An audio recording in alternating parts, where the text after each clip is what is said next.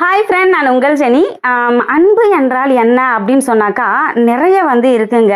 போலியான அன்பு இருக்குது, உண்மையான அன்பு இருக்குது. ஆனால் இந்த விலங்குகளெல்லாம் இருக்குது பார்த்தீங்களா, ஒரு 5 அறிவு தான் இருக்குது. ஆனால் அவங்கக்கிட்ட இருந்து நிறைய விஷயங்கள் நம்ம ஹியூமன் பீயிங் நம்ம கற்றுக்கலாங்க.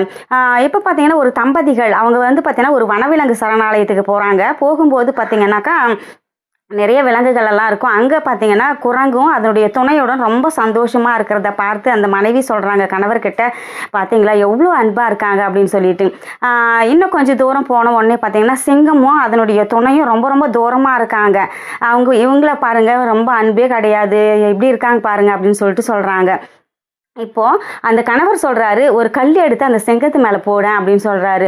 போட்ட உடனே என்ன பண்ணுச்சுனாக்கா, அந்த சிங்கம் தன்னுடைய துணைக்கு ஆபத்து வந்துடக்கூடாது அப்படின்னு சொல்லிட்டு அதுக்கிட்ட ஓடி போச்சுங்க.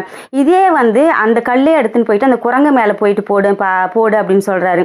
அந்த குரங்கு மேலே போட்ட உடனே என்ன பண்ணிச்சு தெரியுமா, அந்த குரங்கு தன்னை காப்பாற்றிக்கிட்டா போதும் அப்படின்னு சொல்லிட்டு அந்த குரங்கு போய் மரத்து மேலே உக்காந்துக்குச்சு, அதனுடைய துணையை கூட விட்டுட்டு.